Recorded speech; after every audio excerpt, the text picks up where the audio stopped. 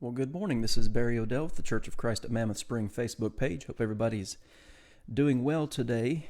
It is Tuesday, October 13th, 2020, and we are on our Facebook page here studying our way through the book of Revelation. Glad to have folks joining in. Good morning, Donnell. Good morning, Margaret. Good morning, Roger and Anita. Glad you guys are all here today. As always, as we're going through this study, if you have any questions or comments, please feel free to add them into the comment section here, and I will address them as I see them. Today, we're ready for Revelation chapter 13. Pretty interesting chapter. Let me go ahead and pull up the material here. That way you can see what I'm talking about. All right, glad to have you here today. Good morning, Lyle. Hope you're doing well. So we looked at Revelation chapter 12 yesterday. Good morning, Diana. Revelation chapter 12 yesterday, where we read about a lady, a woman, who gave birth to a child whom the dragon tried to kill, and when he couldn't kill the child, he pursued the woman.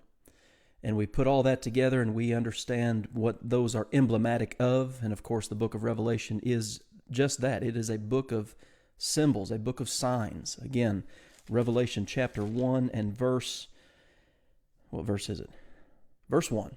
He sent it and signified it by John. So we figured out what all that meant. That God's people throughout the years, throughout in fact the centuries, had been persecuted, had been pursued by Satan. Christ himself was persecuted and pursued by Satan, could not be defeated. And so the persecution and the pursuit, the efforts against God now shift to, instead of Christ personally, because again Christ was victorious. Read Hebrews chapter 2 verses 14 to 18. Learn about that. Since he couldn't defeat Christ, the serpent, the dragon, the fiery red dragon, as Revelation 12 describes him, Satan, Revelation 12 verse 9, is now going to pursue God's people. And he's going to do it in two different fashions. This is what Revelation chapter 13 is about. See, Satan has his allies. Okay, God has his people, God has his servants, but in very much the same way, Satan has his servants, the people, the ones who do his will. Maybe the better word would be the entities. That's what we're going to look at in Revelation chapter 13. You remember Revelation 12 pictured the dragon spewing out a flood to pursue the woman. And that's just emblematic of whatever effort he takes to overwhelm the people of God. But as we looked at the end of chapter 12, you remember God's people fled for safety. The woman fled for safety, but the earth swallowed up the deception and swallowed up the lies. There's this distinction made in the book of Revelation between those who dwell in heaven and those who dwell on earth. That's emblematic of those who are God's people and those who are not God's people. The earth will swallow up deception and lies. God's people will not. So Revelation 13, what we're going to study today, shows us two sources, two entities that Satan will use to try to swallow up or defeat God's people. So looking at your outline here, since the red dragon could not prevent the woman from giving birth to the male child, Revelation 12 verse 5, he, the dragon, began persecuting the woman and spewed out a river of deception after her. That's Revelation 12 verses 13 to 17. Chapter 13 describes two of the allies that the dragon would use in an attempt to defeat God's cause. That's what we're going to study today. Good morning, Barry. Good morning, Paces. And good morning, Brian Terry. Glad all of you are on here this morning. So this chapter can be divided into two sections, two different beasts, two different images are seen here. Revelation 13 verses 1 through 10, you have a beast from the sea. And then verses 11 through 18, you have a beast that comes from the earth. So let's read about it, and then we'll discuss. Then I stood on the sand of the sea, and I saw a beast rising up out of the sea. It's interesting, and I put this, in fact, in your outline. Notice how the word sea is used in your Old Testament. Because, again, hundreds of allusions to the Old Testament throughout the book of Revelation. You look at passages like Isaiah 17, Isaiah 57, Jeremiah 51. The sea often represents those who are wicked, the sea of humanity, if you will. That's how it's being used here. Something is coming up out of the sea of humanity a beast having 7 heads and 10 horns, and on his horns 10 crowns, yes, and his heads a blasphemous name. Now again, 7 heads, 10 crowns. Don't miss the forest for the trees. I mean, I know people will sit down and they will try to enumerate who these people are throughout history. And some look to the future as to who these 7 heads, 10 crowns, who they will be. That's missing the forest for the trees. These numbers, the number 7, fullness or completeness, the number 10, the same thing, is a representation of the fullness of power and rule. That's what we're talking about here. One of these beasts that are trying to persecute God's people is very powerful and very influential. Verse 2. Now the beast which I saw was like a leopard, and his feet were like the feet of a bear, and his mouth like the mouth of a lion. The dragon gave him his power. Now that's significant. When you look there at that statement in verse 3, verse 2, the dragon is the source of the power. Well, who's the dragon? The text tells us that's Satan. That's chapter 12, verses 9 through 11. So Satan is behind this influential, powerful being or entity or ally that's going to attempt to persecute God's people. I've got this written in the margin of my Bible, and in fact, it's here in your outline. The description of verse 2 is the beast of Daniel chapter 7. Daniel has a couple of visions. He has one with Nebuchadnezzar in Daniel chapter 2. Well, Daniel didn't have the vision, Nebuchadnezzar did. Daniel interpreted the vision. You get to Daniel chapter 7, and Nebuchadnezzar's grandson, Belshazzar, has a vision as well. And Daniel deals with that in Daniel chapter 7. And what we're reading here in Revelation chapter 13, I won't say it comes from Daniel 7, but you need to know Daniel 7 to understand Revelation chapter 13, because it's the same beast. And they're identified specifically in Daniel chapter 7. The beasts are, if you look at Daniel 7, verses 21 through 23, the beasts are emblematic of kingdoms. One of those beasts was the Babylonian kingdom, and Daniel says that both in Daniel 2 and in Daniel 7. And he says there's going to be other beasts or kingdoms that rise up after you. And he deals with 4: Babylon, Medo-Persia, Greece, and Rome. So the beast in Daniel 7 is the same beast that we're reading about here in Revelation chapter 13. Again, if we don't know our Old Testament, we're going to have a lot of trouble with the book of Revelation. Anyway, the dragon gave him his power and his throne and great authority. And I saw one of his heads, as it had been mortally wounded, and his deadly wound was healed. And all the world marveled and followed the beast. Notice, the world marveled and followed the beast, not those in heaven. These are the people on the earth, okay? The unredeemed, the unregenerate, if you will, of society. So they worshiped the dragon who gave authority to the beast, and they worshiped the beast, saying, "Who is like the beast? Who is able to make war with him?" Understanding Daniel 7 tells us what Revelation 13, 1 through 10 is talking about. This 4th beast is the 4th kingdom that Daniel spoke of, both in Daniel 2 and in Daniel 7. This beast is Rome. I mean, that's the biblical definition of what we're dealing with here. Now, looking at your outline here, the heads, okay, that we're talking about in this first beast represent the leadership of Rome. And many believe that the wounded head represents Nero, about the mid-1st century. Nero committed suicide in AD 68, and that had a major impact on Rome. And in fact, it slowed down some of the persecution against Christianity. But you will notice this beast head was wounded, but then it was healed. The persecution is going to pick back up. That's what John is seeing here. This is the sign that John is seeing. Verse 6 gives us further insight into the fact that this vision was describing the Roman Empire of John's day. So we get down to verse 5. There was given to him a mouth speaking great things and blasphemies, and he was given authority to continue 42 months. Again, the 42 months has been mentioned a few times in Revelation, and it's an indefinite period of time. It's not literally 3 years and 6 months. It's an indefinite, undetermined, if you will, amount of time. He opened his mouth in blasphemy against God to blaspheme those who dwell in heaven. Okay, so you have those on earth, the unredeemed, those in heaven, those who are God's people. All right?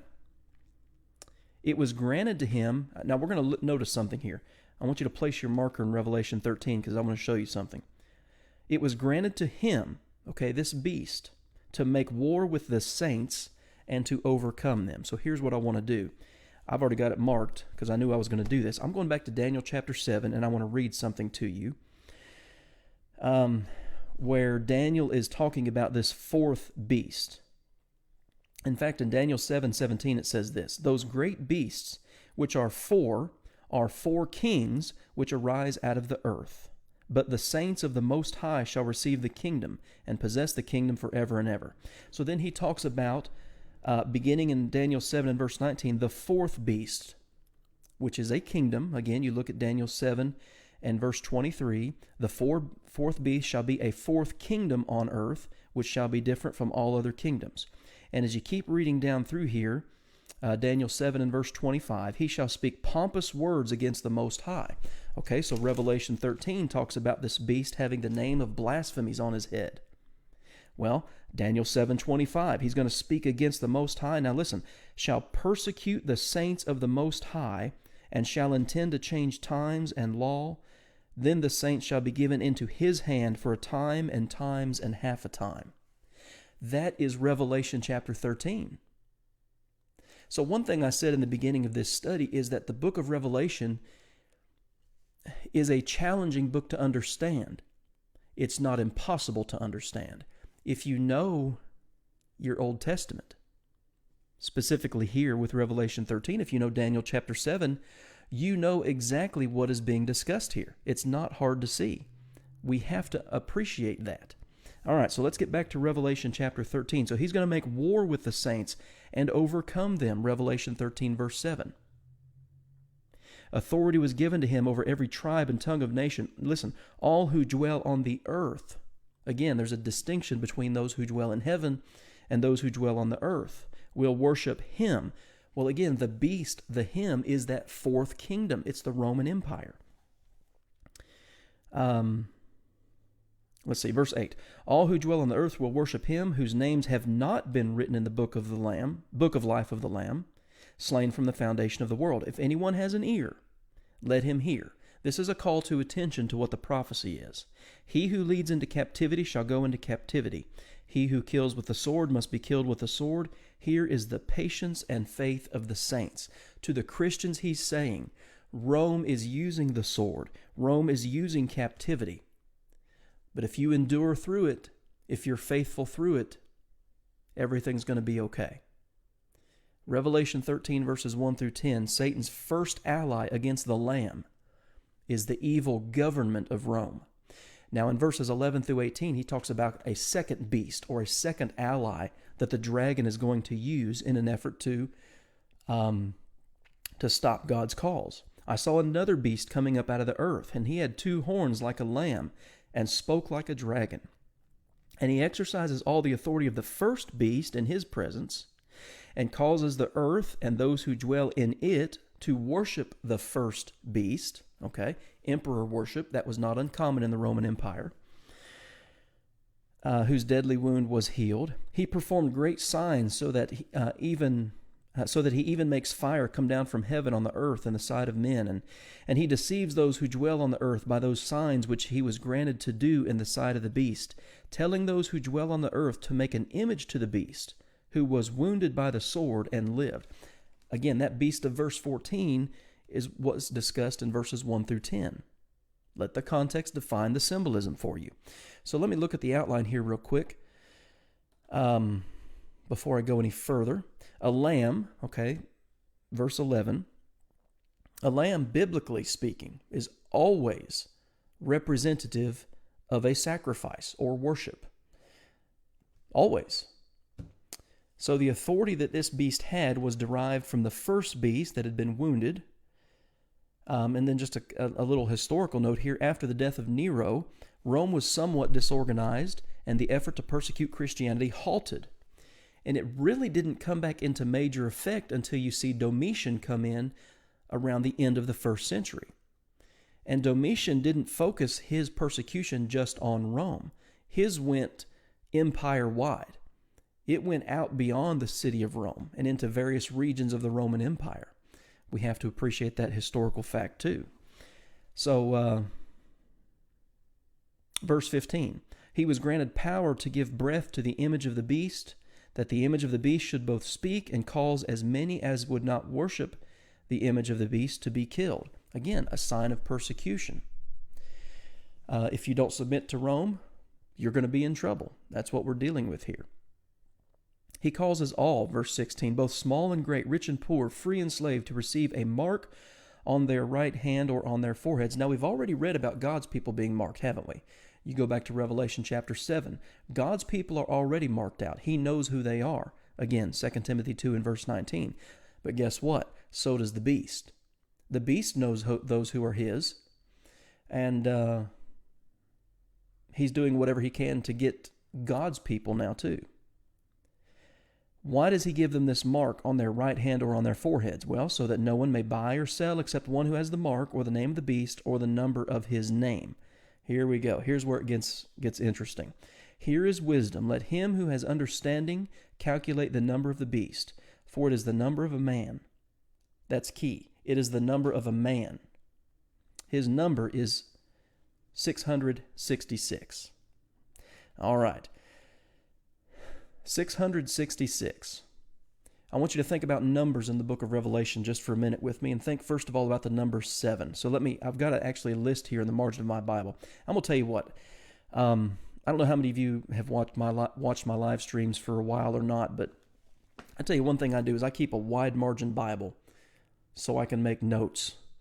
And I've done that here for the number 7. So in the book of Revelation, here's what we have 7 of. Stars, churches, spirits, lampstands, angels, seals, trumpets, horns, eyes, thunders, heads, and crowns. 7 is a divine number. 7 is a complete number. So when you look at the number 666, it's short all the way around. 7 is the divine number. And that's why I said in verse 18, it's the number of a man. That's significant. You need to underline that. It's completely short of the divine. When you look at Revelation 13, verses 1 through 10, and you have the knowledge of the book of Daniel, you know that first beast is Rome. And they're trying to enforce or demand basically the worship of Rome, if you will.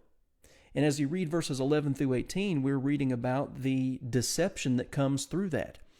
You have a governmental force, verses 1 through 10, but then you have a false religion force in Rome in verses 11 through 18, namely emperor worship. But he's completely short of the divine. To me, that's the significance of the number 666. It's completely short of 7. Okay, so one person says, I understand that Domitian was not as severe as Nero. Do you know anything about that? Well, the thing with Nero was, again, his persecution of Christianity was limited to the city of Rome. As to the level of severity, I'd say it's a close tie for first place. I mean, it was they were both brutal. The main distinction that I see between Nero and Domitian is one was more centrally focused in Rome, and one went empire-wide in Domitian. And another interesting thing is that Domitian really is your first Roman emperor that demanded to be identified as a deity. Now, it's very common, you can go all the way back to the Egyptians, where the pharaohs thought that they were descendants of a god or gods. That's not uncommon throughout history, but you really don't have the enforcement of emperor worship in Rome until you get to Domitian. And again, that's just a historical reality. So hopefully that answers your question. So what is 666? It is the sum total of the non-divine. Again, 7 throughout the book of Revelation is indicative of fullness, Okay, so just earlier in Revelation chapter 13, you have this beast with 7 heads. The power that Rome had was great. But then throughout the book of Revelation, you also have the sevens of God. Aaron says empire-wide persecution would be considered more severe by many, and I would certainly agree with that, because it would affect a lot more people, obviously. All right, so just looking at the outline here, there was discrimination against those who would not follow the religion of Rome. And verse 17 talks about those who would not be able to buy or to sell except they had the mark of the beast. I've got a good friend that I've known for many years, and we were talking about this actually a long time ago, and he believed that there was coming a day where Christians, if you were a Christian, you wouldn't be able to participate in the United States economy. What good would that do the original recipients of this letter? What benefit would that have to their, as it says at the end of verse 10, their perseverance and faith? That's a prime example of a futurist view of Revelation, that all of this stuff is yet going to happen in the future. Okay, so here's another example, the number 666. People say, well, if you take the Hebrew numbers of the name of Nero, you come up with 666. Okay, people have done that with other names too. They're missing the forest for the trees. They're missing the symbolism. We can't do that. We shouldn't do that. I say we can't. Well, you can, but you shouldn't.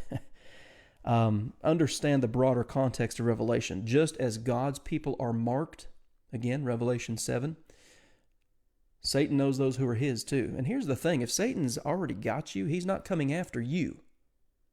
That's why when you look at Revelation chapter 12, he's coming after the woman, God's people, and he's coming after the male child, the Christ. That's who Satan is coming after. Not those he's already got. So Connie comments, I remember when barcodes first came out and many were saying that was the mark of the beast. Yeah, now it's QR codes probably and microchips and things of this nature. Antivirus treatments and things like this. That would have absolutely zero significance to the audience to which the book of Revelation was written. Completely taking things out of context. So we will shut this down real quick. All right. So that's Revelation chapter 13. Satan has 2 allies, government force and false religion. And one of the passages, one of the other biblical passages that I have there is in 2 Thessalonians 2, verses 9 through 12, talking about those who do not know or love the truth, how they can be deceived. God will send them a strong delusion. Well, here's the thing. If you don't know and believe the truth, you'll believe anything that's told to you. And that's kind of the idea here with these 2 beasts. Whether it's government force or an imposed false religion, if you don't know and love the truth, you'll be deceived by that kind of stuff. And I think that's a good lesson for us today too. All right, guys, that's Revelation chapter 13. I appreciate you being on here today. Tomorrow we'll cover chapter 14, Lord willing. I'll scroll through here. I don't see any questions or comments. No, don't see any. So appreciate you being here today. If you do have any further questions or comments, you can do that after even the live stream is over, and I will address them when I see them. That's it. So we'll see you tomorrow. I want you to have a good day, and keep studying. Always keep studying your Bible. Have a good day, and I will see you tomorrow.